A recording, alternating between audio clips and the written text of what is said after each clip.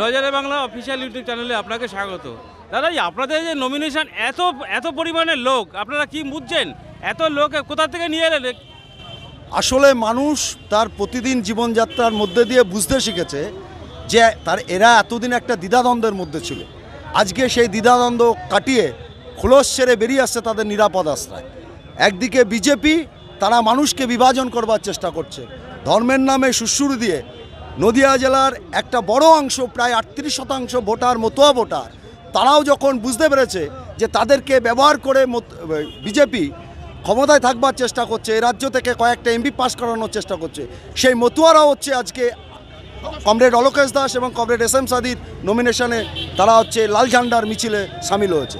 ফলে মানুষ তার জীবন যন্ত্রণা, তার ছেলেমেয়ের চাকরি, আজকে আমরা যখন নমিনেশন দিতে যাচ্ছি প্রায় 2,500 লোকের চাকরি চলে গেল কোর্টের নির্দেশে। তাহলে এত এত ভাউতাবাজি, এত দুর্নীতি মানুষ আর নিতে পারছে না। ফলে প্রত্যেকেই খোলস ছেড়ে আর ভয়ভীতি কাটিয়ে চোখে চোখ রেখে মানুষ রাস্তায় বেরিয়ে আসছে। এটা হচ্ছে মানুষের যন্ত্রণার জায়গা থেকে মানুষ আসছে, মানুষের অভিজ্ঞতা, মানুষ আবার হচ্ছে লালেদেরকে ফিরিয়ে আনবার জায়গায় যাচ্ছে। আপনি এত কথা বলছেন, আপনাদের ভোট দেবে কেন মানুষ?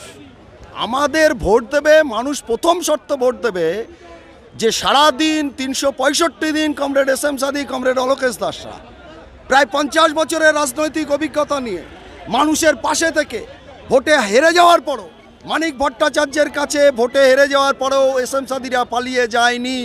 প্রতিদিন দাঁড়িয়ে অলোকেশ দাসরা প্রতিদিন দাঁড়িয়ে মানুষের সাথে থেকে মানুষের দাবি আদায়ের লড়াই করেছে, মানুষের রুটি রুজির লড়াইয়ে সামিল হয়েছে। ফলে এই জন্য মানুষ তাদের বন্ধুদেরকে চিনে নিয়েছে। নদিয়া জেলার ফল, গোটা বাংলার ফল ভালো হবে। গোটা ভারতবর্ষে বিজেপি বিরোধী একটা বিরাট স্লোগান, বিজেপি বিরোধী একটা বিরাট আওয়াজ উঠেছে। এটা হচ্ছে এবার আপনারা মিলিয়ে নেবেন যে না, বিজেপি এবার সরকার করতে পারছে না। আপনাদের কৃষ্ণনগর, রানাঘাট এবং কৃষ্ণনগর, এই দুই প্রার্থী যে জিতবে, এখানে তো বিজেপি বলছে নাগরিকত্ব দেবে, সিএ লাগু করেছে। সিএ নিয়ে একটা কথা আপনাকে শুধু বলতে চাই, বিজেপির এক এমএলএকে চাকদা থেকে এক ভদ্রলোক ফোন করে বলছে যে দাদা, আমরা তাহলে সিএ এর ফর্ম ফিল আপ করবো। সে তো বিজেপির এমএলএ ইতস্তত করছে, বলে তোমার কাছে প্রয়োজনীয় কাগজপত্র আছে, তুমি করবে, আমরা যতক্ষণ না নির্দেশ দেবো ততক্ষণ করবে না। বলো না, টিভিতে প্রচার হচ্ছে সিএ লাগু হলো, তাহলে আমরা করব না। বললো তুমি কি বাংলাদেশি? বলে হ্যাঁ আমি বাংলাদেশি। বলে তোমার কাছে কি প্রয়োজনীয় কাগজপত্র আছে?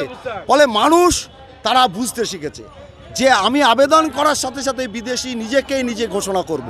ফলে এই বিপাকে পড়তে চায় না। আমরা বলি সিএ এর পরিবর্তে নিঃশর্ত নাগরিকত্ব দিতে হবে। নিঃশর্ত নাগরিকত্ব বলতে যার রেশন কার্ড আছে, যার ভোটার কার্ড আছে, যার আধার কার্ড আছে, এর থেকে আর কি চান আপনি প্রমাণ? ফলে আমি নাগরিক, সেই হিসাবে যদি আপনি কোনো নাগরিকত্বের কার্ড দেন দিতে পারেন, সেটা নিঃশর্ত। সিএ চলবে না, সিএ এর পরিবর্তে নিঃশর্ত নাগরিকত্বের কার্ড দিতে হবে। একটা প্রচার ছিল আপনাদের এই কৃষ্ণনগর রানাঘাটে, বামেদের ভোট রামে চলে গেছিল, যার ফলে বিজেপি এখানে জয়ী হয়েছিল। এবার কি সেই বামের ভোট রামে চলে যাওয়া, সেই ভোটগুলো কি আবার বামে ফিরে আসছে বলে মনে হয়? এক্স্যাক্ট, আপনি ঠিকই বলেছেন।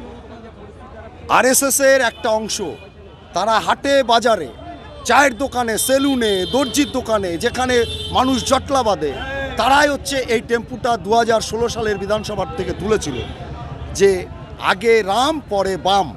দুর্বল চেতা মানুষ, তারা মনে করেছেন বামপন্থীরা ভদ্রলোক, তাদের কেউ জেল খাটে না, তারা কেউ চুরি করে না।